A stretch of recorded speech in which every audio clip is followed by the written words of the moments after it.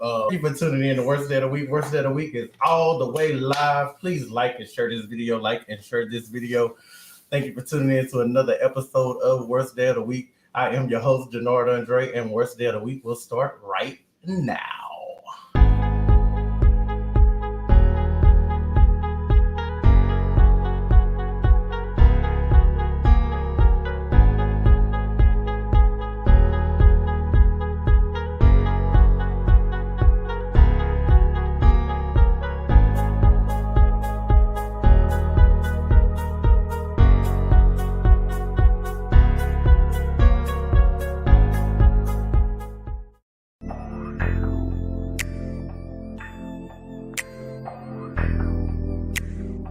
Worst day of the week.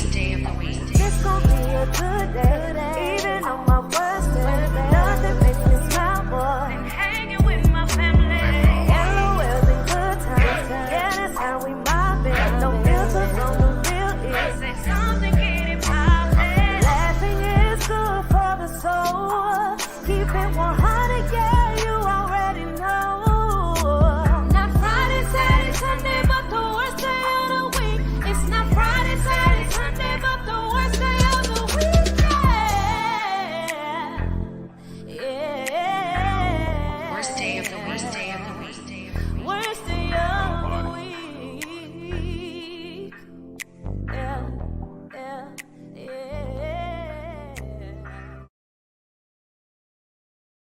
Worst Day of the Week is all the way live. Thank you for tuning in to Worst Day of the Week.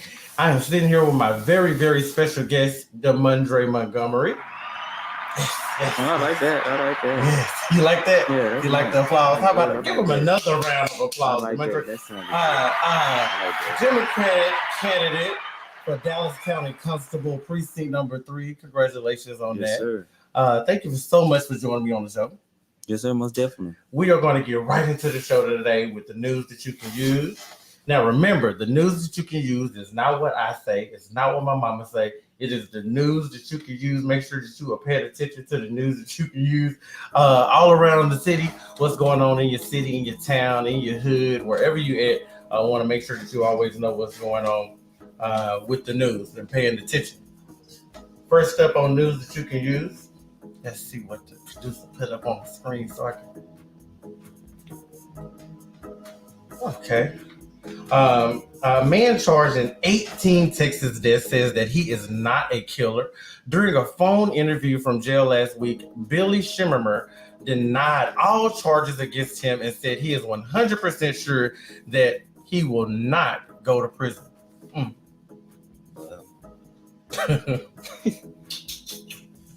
According to a new UT Austin study, between September and December 2021, an average of 1,391 Texans per month got abortions at out-of-state facilities. And monthly totals range from 1,330 to 1,485. About 1,400 Texans seek out-of-state abortions per month. That's really big.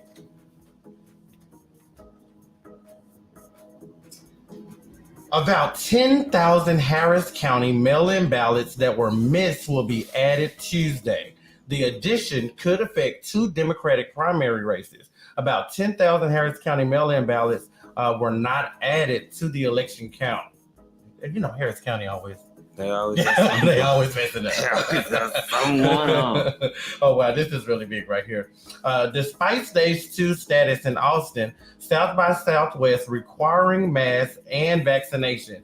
Proof of your vaccination or a negative COVID test must be shown in order to pick up and maintain your credentials for South by Southwest. That's yeah. The nation's largest pediatric hospital has announced that it has already stopped gender-affirming therapies following Governor Abbott's transgender care investigation order. Hospital stops therapies after gender-confirming care order. That's really big news because Abbott said, we're going to investigate them. That's a crime. Okay. Amazon employees in Texas will have free educational access to 9 colleges and universities and national online educational providers. Amazon employees are going to get that in Texas. I believe it's Texas only. All right, that does it for the news that you can use. Now remember that the news that you can use is not what I say. It's not what my mama say. It is exactly what it is. The news that you can use. Want to make sure you always pay attention to what's going on in your city, in your town, around your neighborhood. Once again, welcome to the show, DeMondre Montgomery. Now, do I call you officer? Officer? No. I get to call you by your name. Yes. Oh, perfect then, because I was a little nervous at first. I was like, I ain't cleared my warrants, so now I can See, now that I won the Democratic nomination, I warrants are beyond me. I don't. Or so you, I'm gonna hold you to that. Thank you so much for joining me on the show. Once again, congratulations on winning that primary seat for the Democrats from Dallas County. Constable Precent 3. You're from Dallas, born and raised in Dallas, graduated from Cedar Hill High School, got your bachelor's from Texas A&M, and received a humanitarian reward from Cedar Hill School District. I did a little bit of research. What inspired you to pursue a career in criminal justice? Really getting into criminal justice, I saw in high school basically the injustice that was going on in the Black community in regards to law enforcement.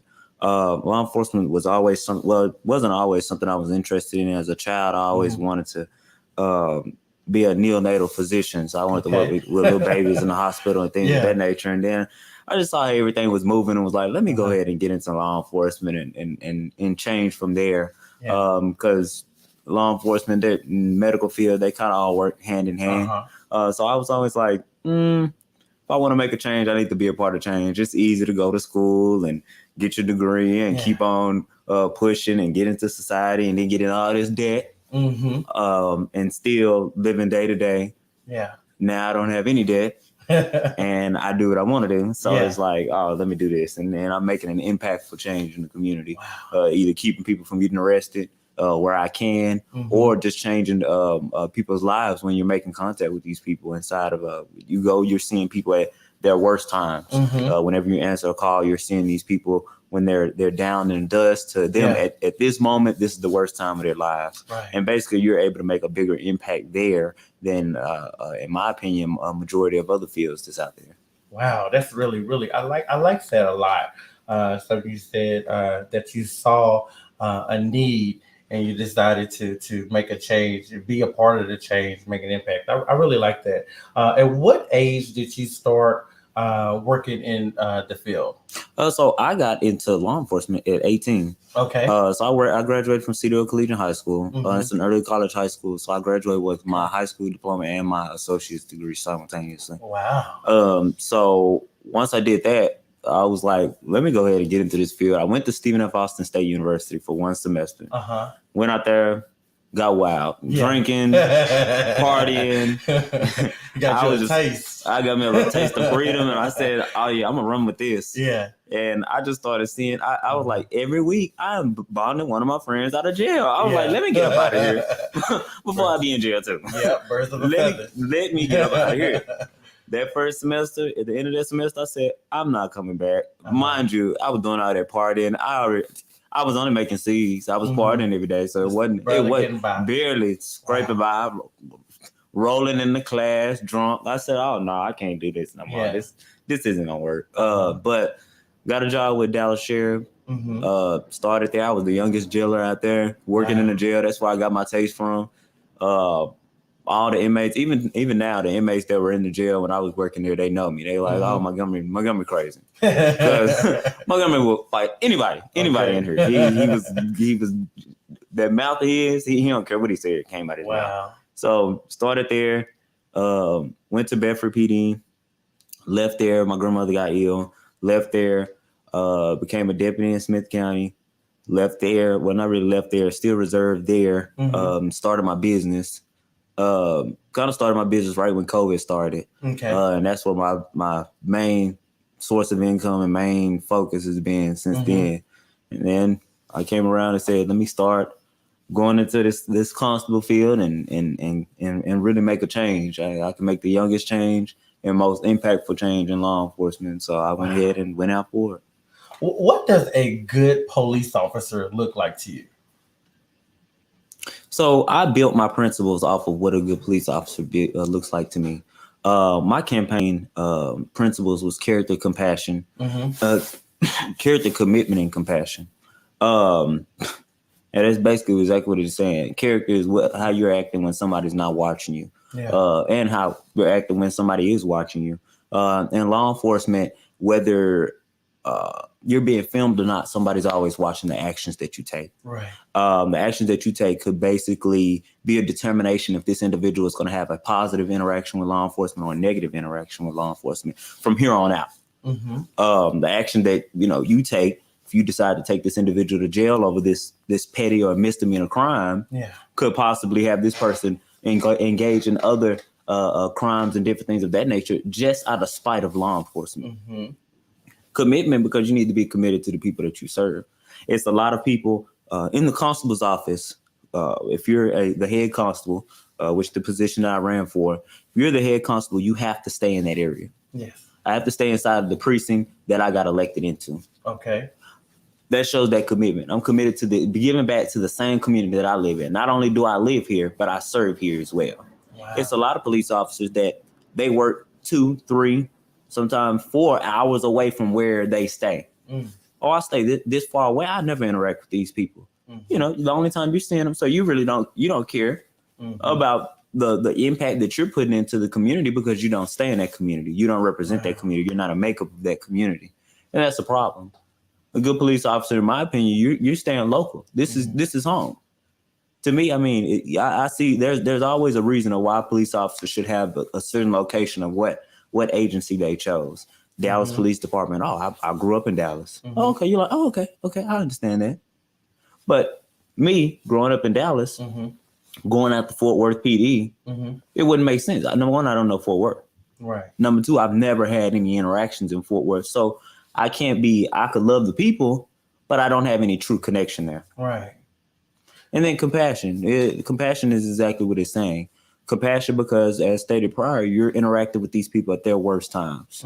This is when people they're down in the dirt. They feel like they can't go on, whether it's mental issues, whether it's criminal issues. Sometimes you're seeing homicides. Sometimes you're seeing suicides. You're seeing all these different things. And just that simple act of compassion, you saying, I can relate to you because I'm also human. Behind this badge, behind this gun, behind this uniform, I'm doing the exact same things you're doing when I'm off. In today's climate, how tough is that to have so much compassion? In today's climate, compassion is necessary for you to be able to effectively do your job. There are a lot of I can't say a lot, but there are law enforcement officers that's out there that lack that compassion. They're like, this is just a job to get my bills paid and going on about my business. And that's then in law enforcement, you can't have that mindset. You have to have that mindset that you're coming out here and you're working for the people, because at the end of the day, you're the people's. The people see you. You have that ultimate authority to make impactful decisions that will people are going to have that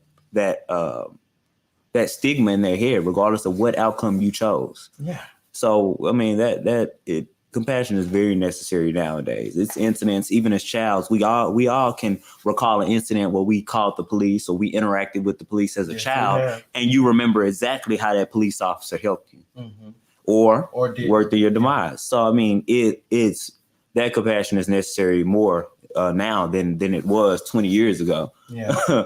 20 years ago, people were hand in hand with law enforcement. They didn't really have that much of a problem. Now, people see police and they're automatically, their nose is turned up. Oh, I know what that officer did in Fort Worth. Well, I don't work for Fort Worth, and I didn't agree with the actions that officer took at all. But because we're all law enforcement, everybody views it as one total big family. And but compassion is definitely necessary in this field. Yes. So I saw something else. You said as well, you have a private security company that's been your main focus. and what you put a lot of your hard work into. Tell us a little bit about your private security company. So my security company, we started in January of 2020. Okay. We actually service a few LGBT events Okay. and different clubs and things of that nature, but our primary focus is apartments and patrol. Okay.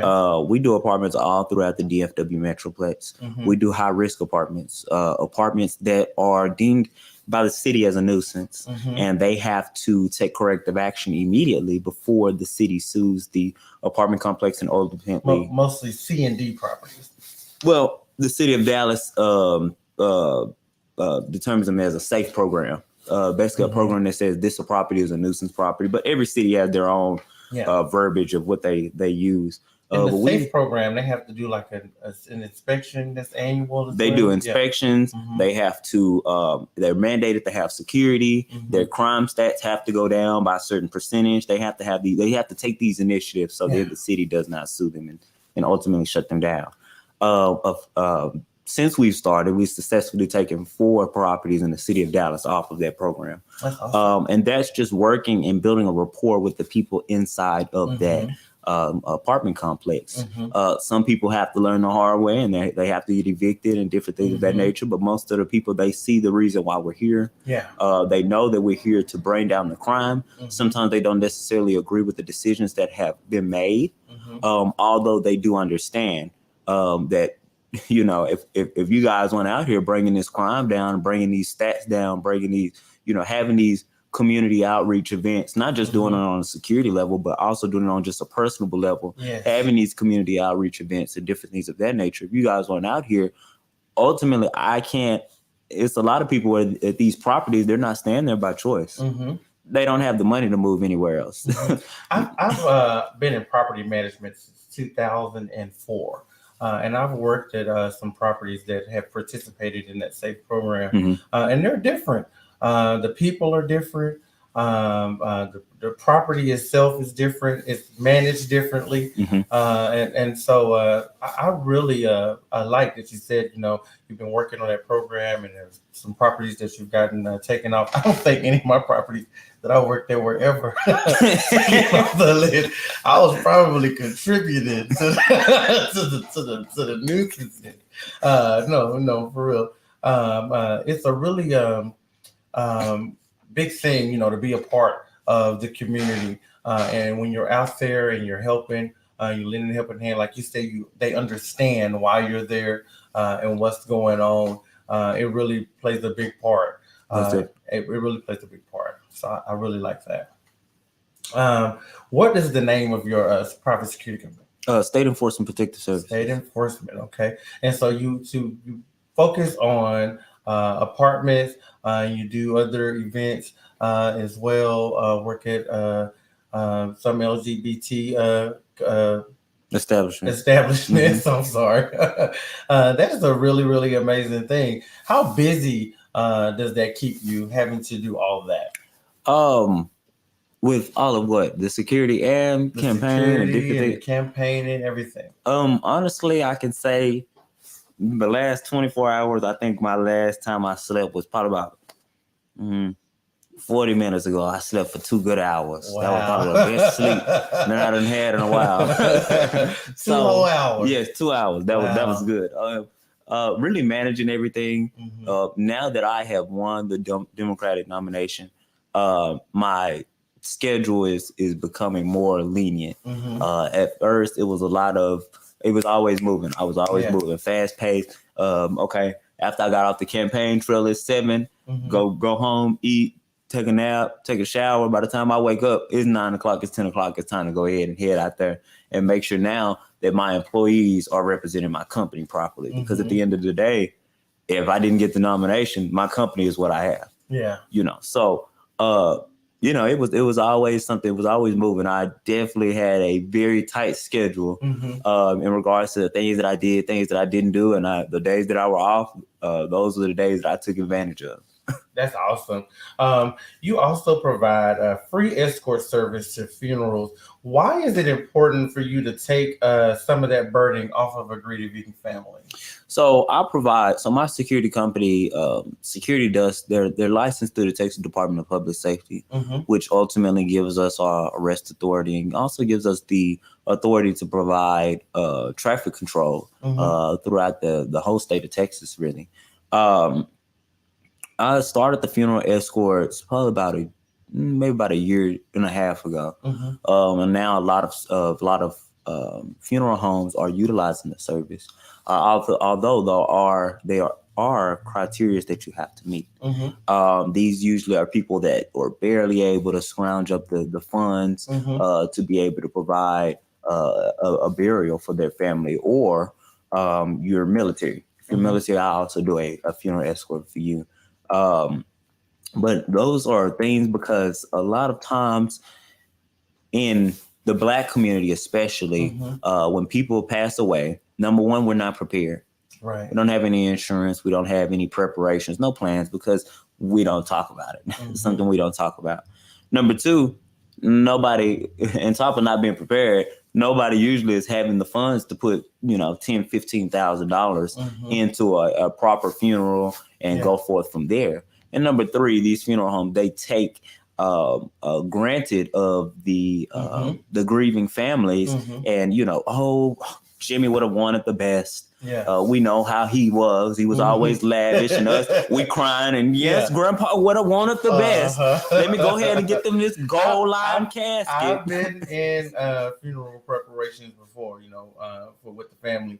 And I mean, just the newspaper, to put it in the newspaper, it was $500. I said, wow, you can get an ad for like $25. I thought, but the funeral, it's like the funeral service is honestly it's great money in the funeral service, although they are working against the people. Yeah. Like they know that they're able to do funerals for certain prices, and they're not. And for you to get a police car, or for you to get a vehicle to escort you from 10 minutes away from the burial site, from the church house, all the way to the burial site, they're charging you $400, call out, 36 cents per mile. Like, I didn't rent a U-Haul. Yeah. I just need y'all to stop this traffic and get me through this intersection. So, after a while, we're just going to say, I'll meet you over there. I'll meet you over there because I don't want to be here anyway. Yeah. So, I mean, it's just, it's, and if in any way that I'm able to, anybody knows that my security company, if you ask my security company to come out, we're going to come out. Not everybody is going to agree with the security company. Not everybody's going to like the security company, but they know at the end of the day, we have a job to do. If somebody comes in there, and is trying to do you harm, we're definitely going to do everything in our power to stop it. If you have a funeral or you have an incident transpires with your family, if you reach out to us or we see it, we'll donate to your cause. I mean, I donate to whatever you have going on to be able make sure that you're able to get on the right foot. And I think being in that position, because I don't have to answer to anybody, that puts me in a position where I'm able to work for the people. I'm able to provide these free funeral escorts. I'm able to provide funds if I see somebody in need, or if I see somebody that needs something, regardless of if they had to put it out publicly or not. If I see something and then I ask, or you ask me, if I'm able to do it, then I'm going to go ahead and do it. That's beautiful. The working with the homeless is something that you also do. Tell us a little bit about that. So working with the homeless, that's basically giving back to the community. I worked with an organization, nonprofit organization, this past Thanksgiving, in regards to giving out food. Basically, we prepared food and gave food right back out to the people, the homeless population. And I believe that is something that was strong to me due to the position that I'm getting into. So the one of the primary things, or the main things that people know of the constables do is by doing evictions. A lot of people, when they think of the constables, when they think of Dallas constables or constables in general, oh girl, the constables coming to put them out. Next thing you know, everybody's surfing through the people furniture outside because all the constables came and put their furniture outside. That's usually what the primary thing the constables see. And in these different cities, and specifically Dallas, our homeless population is increasing more than not more than we can get houses up. And that's ridiculous. We have a lot of different spaces in Dallas where we're able to put these homeless people in, but speaking to them, they don't want to utilize the services just based off of all the conditions and the hurdles that they have to go through to get these services. And that's honestly ridiculous. Now, personally, I'm a person that I'll give back food and I'll give back clothes and different things like that. But as far as funds, that's not my thing. I've been working with the homeless for about 3 months now. I'm a property manager. I have a few properties here in the Oakland, Dallas area. And so I have been working with the Bridge with the new program they have housing the homeless, where DHA is coming in and paying the rent for a year. So there's a couple that I'm working with right now. So I really, it was something I was really skeptical about at first. I had to do a lot of research and vet the people that I was picking and choosing on. And so it's a really, I feel good about it though. I really feel good about it. So that's why I wanted to ask that question about your experience with working with the homeless. It's a lot of people that they're not, I can't say it's by choice. Of course, nobody wants to be homeless by choice, but some of it is. Some of the homeless people population are homeless by choice. They have gone through, when you listen to their stories, they're like, oh, I was, a major in the Air Force. I was this person. I was that person. And just fell on tough times. Or they'll say that, I had a really close family member that passed away or XYZ. It's always a backstory in regards to why people, how people got to where they're at then. And that's something that's just always stuck to me, just figuring out these people's stories and where you're able to help. Sometimes it's just referring them and reminding them, hey, you have the Veteran Affairs Hospital or the Veteran of Foreign Wars Association. You have all these different avenues that you can go to get help. And sometimes that also plays a factor into it as well. Yes. What other programs are you working on, and how can the public, what can the public do to be better engaged with you and your campaign?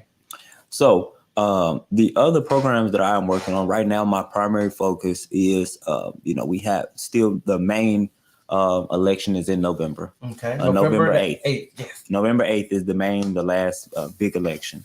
Right now, I had a luncheon with Senator Royce West earlier today. Oh, wow. And Beto and Beto O'Rourke, he was also there as well.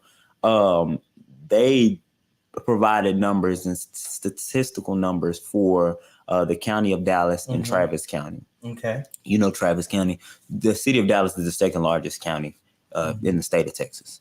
Travis County is a very, very small county. It's out by Austin. It's Austin's county. But we have more registered voters. We have over 1 million something registered voters in the county of Dallas. There's no reason why Travis County should be beating us in voter turnout. Wow. Being such a smaller county than Dallas is. My primary thing now is working on getting the youth, getting these older people to come out and vote. Last time that Beto O'Rourke, he ran for office, he lost by less than 200,000 votes. Wow. We have that ability to be able to surpass that by having our people go out and vote, regardless of who you vote for. Honestly, there's two different parties. Yeah, everybody has their thing, but we do need to get out and vote. We exercise our right to vote. Definitely as African Americans. What do you think brings on a lack in vote? I mean, because like you said, they're registered voters. They're just not going out to vote. What do you think brings on a lack in wanting to get out and actually go to the poll and vote? So I'm going to say this. It's actually a few things, but this is the first thing. A lot of times I believe, and even myself, I've fallen into this trap to believe this as well. My vote doesn't matter. I go and put cast my vote in, but does my vote really get counted? And am I a part of this number of people that have voted for, whoever your candidate is that you vote for. Am I a part of this percentage that gave him this number? I can honestly say now that I've ran, I can say that every vote matters. If you go and look at the numbers, you go to Dallas County elections, and you go all the way down to my race, Dallas County Constable, Precinct 3. Me and my opponent, we were neck and neck all night. I won this Democratic nomination by less than 1%. Wow. 30 votes. Wow. 30 county votes. Me going out there, me getting involved in the community, being seen out in the community, Facebook, knocking on doors, all of that got me like 30. Hold on, wait votes. a minute. Because that should have been the time that my producer gave you some of that stuff that you like right there. 30 votes. Wow. Thank you so much. Yeah, that's it right there. He turned it up on me. Shouts out to my producer in the studio. That is amazing. So that is absolutely amazing. That is one thing that I believe a lot of people they're like, does my vote matter? Every vote matters. Every vote matters. Every vote matters. Less than 1%. Honestly, every political person that I've spoken to, all the way, the county judge, all the way down, have said, that was that was the most interesting race that we've saw. Both very good candidates. My constituent, very, very, very knowledgeable into his field, very experienced, over 20 years of experience, so on and so forth. But me and my dedication, me and my persistence to the people of the county and being out there, being that face of the county, being young, being a minority, all of these things play in my favor. And it gets to the point where you're just like, well, what does it go down to? It goes down to who these people are seeing. Every vote matters. Telling these people, no, I need you guys to come out here and vote. I need you guys out at the polls, different things of that nature. In November, more than any. Right now, Democrats are trying to flip the state of Texas. We're trying to keep it from a Republican area, a Republican state. We're trying to flip Texas blue. And this is really the year. This is a very important race. This is a very important election cycle. Our county and state level positions are very, very important. The presidential election, they are very important as well. But for you to make change inside of your community, it starts with these local positions. Yes, it does. These people that you're able to go. You can go up to Senator Royce West's office. You can go up to these councilmen office, these city councilmen, these congressmen's office, and speak to these individuals and have them go out to Austin. And you can't make the travel. They'll go out there and make that travel to make sure that this law can be put into place or be taken out of place. Right now, a lot of people don't even know a lot of different laws that are in the state of Texas statute, and the laws that are being put into place to restrict voters from being able to vote. There was bills that were passed. Well, there was bills that were sent down, shot down, really, that prevented. We tried to get 24/7 voter access. That's another thing. We knew that with this last election, the winter storm came. We were closed for 2 days, so we had to. Andrew Summerman, he's running for a commissioner. He basically had to sue the county for them to be able to keep the polls open to 10 o'clock after they had already missed 2 days. Now we have to sue you guys just to open up for a few more hours. You were only open till 7. To stay open for 3 more hours, you guys had to put in an injunction for you guys to be able to stay open. It's a lot of things that are being put into place, roadblocks being put into place to keep people from voting. Now, who does it stop? Are you affecting the minorities or non-minorities? Who are you restricting with these strict voter rules and guidelines that you have to follow by? Who are you necessarily restricting? And then, without saying who it is, we know who it's restricting. When you have a poll that was open my first week of being out there on the polls, we were open from 7 to 5. If you're working, you get off at 5. By the time you get off, let's say, for instance, you have a 30-minute lunch break at your job. Well, I don't want to spend my 30 minutes. I work further away from my county. I work further away. I may work further away, or I need 30 minutes to get away from. If I'm working at the schoolhouse, I need 30 minutes to get away from these kids. I need to just be able to relax, and I have to be able to eat. I can't go up and sit in a line to vote for 30 minutes. And then by the time I get off, it's 5 o'clock. It's closed. on the weekends, it's slipping your mind because now you're running, you're doing all these other different things. So we have to get people in positions that's going to put these laws into place where it's going to stop the restrictions of voter rights. It's going to stop these restrictions for LGBT rights. It's going to stop these restrictions for basic human rights. We have to get in these positions for us to be able to make insightful change in the community that we stay in. If not, I don't know how we plan on being here much longer. Wow, very powerful. I want to thank you so much, Ramondre, for coming on Worst Day of the Week with me. Oh my goodness. I got you a congratulatory gift right here. Got you I got you a bottle of champagne for you to open with your family. Okay. Yes. You know, it is always, when I was casting my ballot, I voted last week or the week before, I'm not sure. When I was casting my ballot, I saw so many of my friends on there, classmates, so many young people. It was very inspiring. It was actually really beautiful to see so many minorities, people of color, and so many young people on the ballot. Congratulations to you again. I'm so happy. And I can't wait until November when you are officially Yes, sir. Dallas County Constable Precinct number 3. Thank you so much. Y'all know what time it is. It is almost time to go. So it is what the what time. Now, what the what is when I take those thought-provocative, funny, not so funny things that I see on Facebook and Twitter and Instagram and all of that good stuff, and I read them out loud on the show. I normally do giveaways also on the first Monday, but it completely slipped my mind this Monday. It charged to my head and not to my mind. I got to get some WD-40 from my church. I think I gained like 1.5 pounds. Yeah. My first what the what? Let's see. Okay.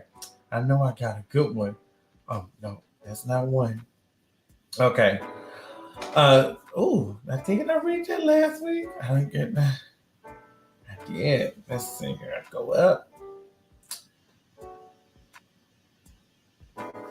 Yes, what the what time, like I said, is when I take all of those funny, thought-provocative, funny things. Being a man is hard. Ain't no makeup, ain't no wigs. If you're ugly, you're just ugly. Well, It's the truth. If you're ugly, you're just ugly. Okay, having access to people smarter than you is a blessing and not a threat. You don't think that's true?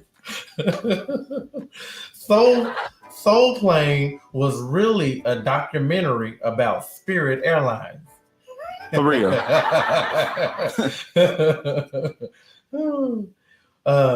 Let's see. Oh my goodness. Apparently, when you treat people the same way they treat you, they get offended. Yeah, they do. When you pull you on somebody else, they always gonna get upset. They don't How like that. hard is it to treat people how you want to be treated? A lot of people don't want to be treated good. Well, a lot of people they don't see how they're treating people. So when you treat them how they were treating you, Oh, wow, that's they're really confused. good. They're lost. But you're like, well, that's the exact same That's way really that you were good. treating me. Yeah. So some of them are oblivious to I how was they treat having a people. conversation with a really close friend about that, about how I met someone who was, very identical to me, but I didn't like the way that they treated me. But they act just like me. Mm-mm. So I probably don't treat. Yeah. Sometimes you need your feelings hurt so you can wake up and focus on you. Yeah.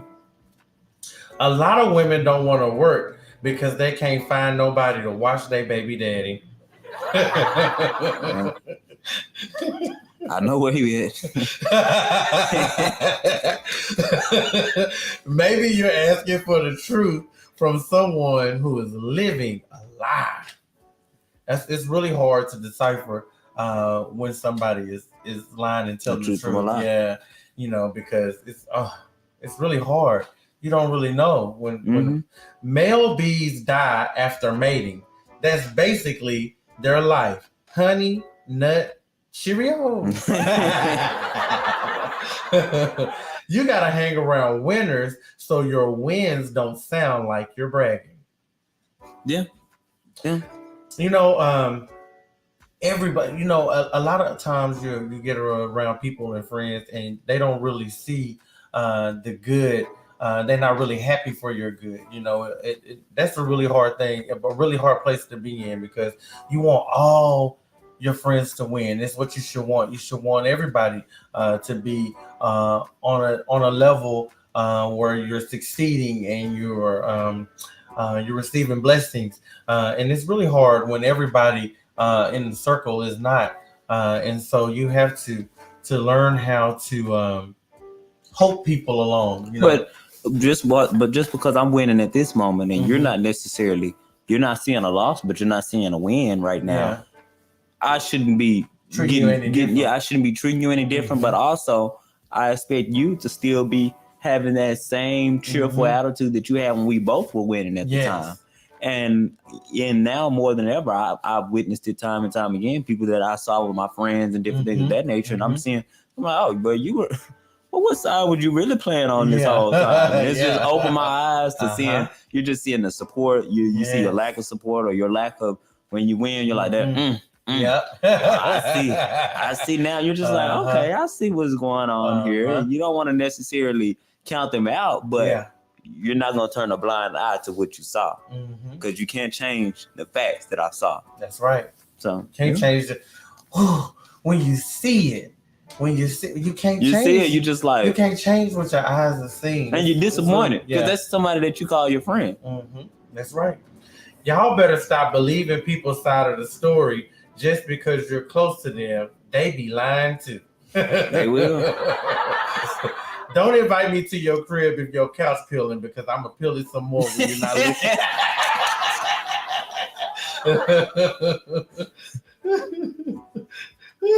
I'm not gonna say that one. It's really bad. All I did was get up to use the restroom, and I'm still up. I see why kids pee in the bed. Be with a man that's gonna make sure you're good, even though he's tired of your big-headed, irritating, bipolar, fine ass.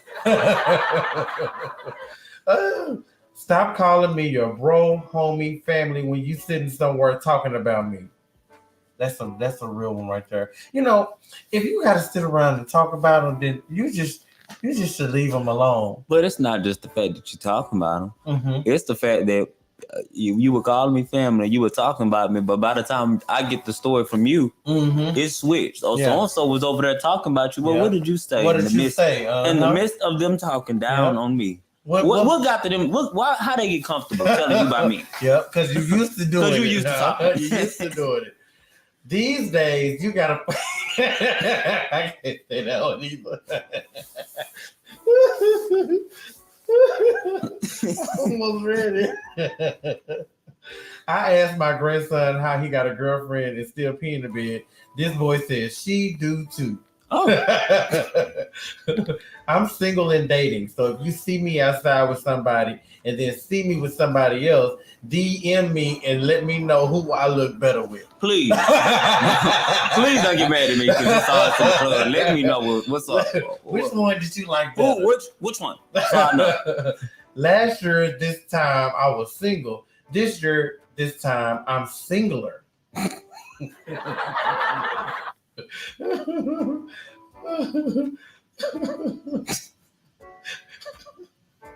2022, I want friends who call me on my ish when I need it.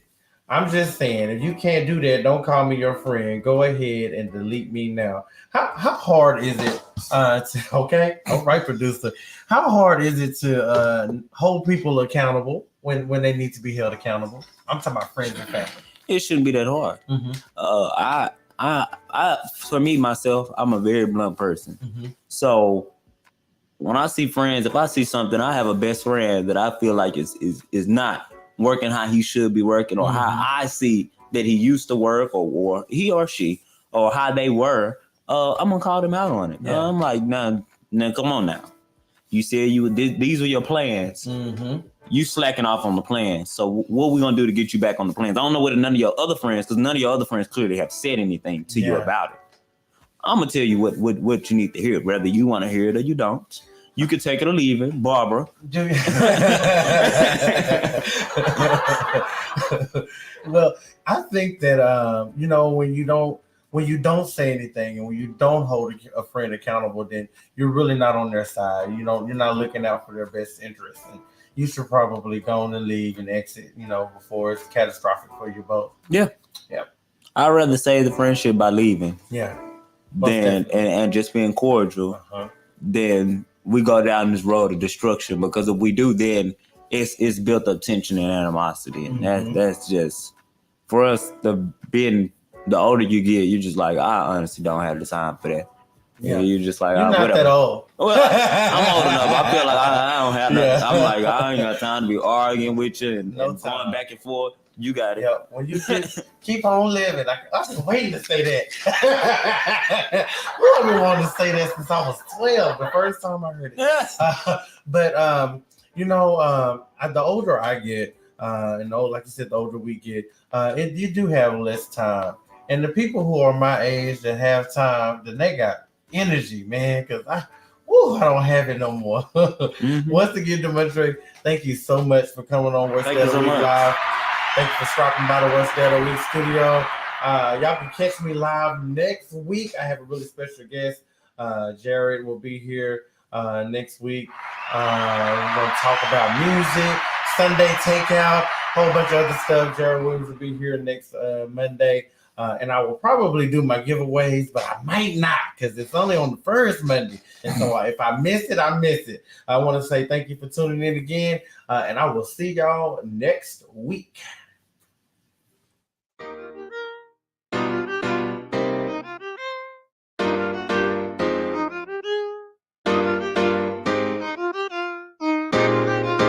Come on, everybody, it's about to be a good day. Don't care about what they say. Come on, everybody, it's about to be a good day. Don't care about what they say. It's about to be a good day with your boy Denard, Andre. We going up on a Monday. Go show. Like it's your birthday. Have your free shit, don't even trip. About to go loud, grab your drink, take a sip. Kick back, relax, forget about the stress. Don't laugh it away. Yeah. It's the worst day of the week, but the best day of the week. We're gonna have a party. Let's have a party. It's the worst day of the week, but the best day for me. Gonna have a party. Let's have a party. It's the worst day of the week, but the best day for me. Gonna have a party. Let's have a party. It's the worst day of the week, but the best day for me. Let's have a party. Let's have a party. Yeah.